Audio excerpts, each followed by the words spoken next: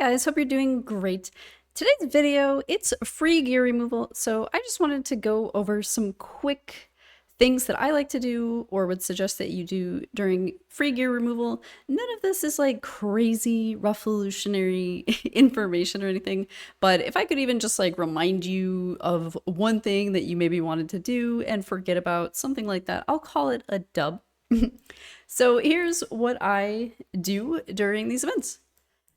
Number one is the most obvious, and it's like the reason why they started doing these more often, because they really didn't used to. And so that's the cursed city. You guys know the drill in here. You go in and it's like, use all this weird stuff to beat this room. So, because you need specific things to fight these bosses, or even just the wave rooms. Like you can see this is hard. I only like barely made it over onto the perfect island. Or I'm sorry, purple, not perfect. I only barely made it over to purple. So yeah, there's basically just all kinds of reasons to swap gear here onto specific chimps because, some of this stuff gets really weird and you might not be, you might not have your basilisk or seas, fully geared. So that is the first and most obvious. And then, of course, there's the final boss himself, Amius. You need some pretty specific chimps and stuff there. People like to use specific sets, like things that make you take less AoE damage. So, obviously, great gear swapping opportunity there. Next one that I would recommend is a Doom Tower. There's a lot going on here. And I mean, in Doom Tower, there's everything to like cheesing a boss fight, like you could go ahead and put all of your blood shield rings on your champions, which would allow, it would give everybody shields, and then that's a way you can cheese the Scarab King. So there is stuff like that. You might need to put like tankier gear on for Bommel, something like that. But a big thing is also these secret rooms.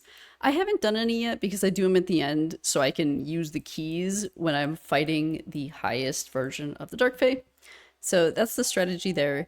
But yeah, I mean, similar to the Cursed City, these get pretty weird. So you may need to do some gear swapping.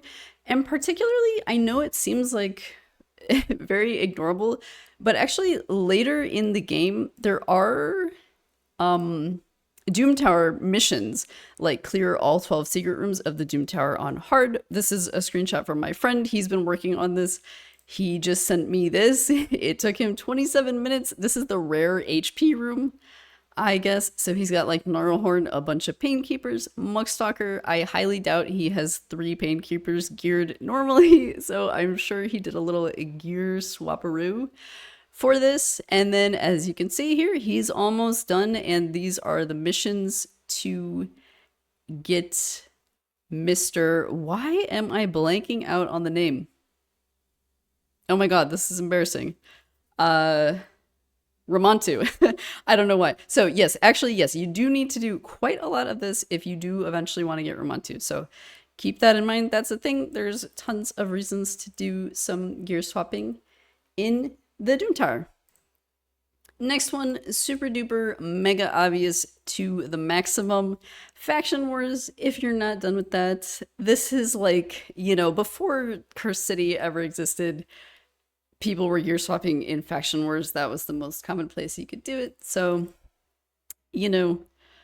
like let's just look at some random team of mine. Of course I can't because there's nothing left. Oh my gosh. Let's see. Just go in here. Let's see who is on my team. Okay, so that is my team. For I believe it was like the second to last one. I did put Vogoth in like a stun set or something weird just to make it through a couple of the waves, because this team is very survivable. It doesn't have a lot of damage. So I think it was like the healer waves maybe were giving us trouble. So just things like that, putting your best nuker gear on somebody, putting support gear on somebody, gearing up those level 50s in, stone skin or just perception to get like a little accuracy on them so they can land debuffs and things. Obviously, huge thing. And if you're done, I just finished recently, then fantastic. And you're done. Never need to go in there ever again, except to farm it daily. But There's not much work in that, you know, just hit a couple buttons. The next one, I just kind of mentally, I mean, obviously there's the concept of gearing people in general, right? But what I always like to do during these little events is I just kind of have a mental list of people who I'm like, oh yeah, like I got a better banner for Taurus, but like I'm not gonna pay like 100,000 gold, silver to equip it on him, so I'm just gonna wait until the next event. Like basically, unless it's super, super urgent, like if they have acceptable gear on them, I am not changing that outside of one of these free events because it's just so expensive. So I just kind of have a little mental list, you know, put the next banner on Tara, you know, get a new ring for Mithrala, whatever it is. So I just like to do, you know, minor little gear thingies during these events if I know I have some better piece or things that I want to swap on somebody. Next thing, it's kind of in the same line, is just like experimentation in general. Like this is literally the only time you can ever do something for free in this game. Everything costs resources, right? You want to level somebody. You can't just have fun. It takes resources, you know? So this is the one time where you can be like, "Oh, I wonder, I've always wanted to try Artok in like a provoke set or like a hex set." So, you know, that would be like the perfect time to try that.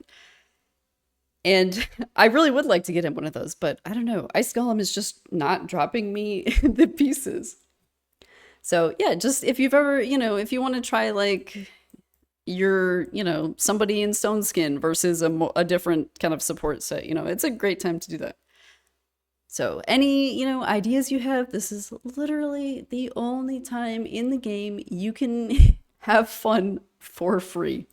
As sad as that sounds, but I don't know. We're all still playing, so we don't mind that much, I guess. And then here is just the very last one. I think this is the 6th one, so it's not like an even 5, but very last one is, I've never actually done this, but I know a lot of people are kind of swapping gear between their Hydra teams. So this is definitely something you can consider. It's early in the week, so apparently none of us have hit anything yet. But yeah, I mean, like, if you're like Nightmare Brutal hard, you may just have like a couple similar champs that you're switching between the gear. Like, maybe you have like 3 Ugo and you're just switching the gear between all of them. I'm not like a huge fan of it. Like, I really just like to give somebody a build, and that's the build for the rest of their life, and I'll make minor updates to it, but I don't like to be swapping gear like weekly. But like, hey, if you could like swap around some gear and get a better key than you usually do, or, you know, whatever, you know, now's the time, so may as well just go for it. Okay, thank you guys. Those are just the quick little what to do during a free gear swapping event checklist that I had for you guys. And thank you all for hanging out with me, and enjoy the rest of your weeks. Take care. Goodbye.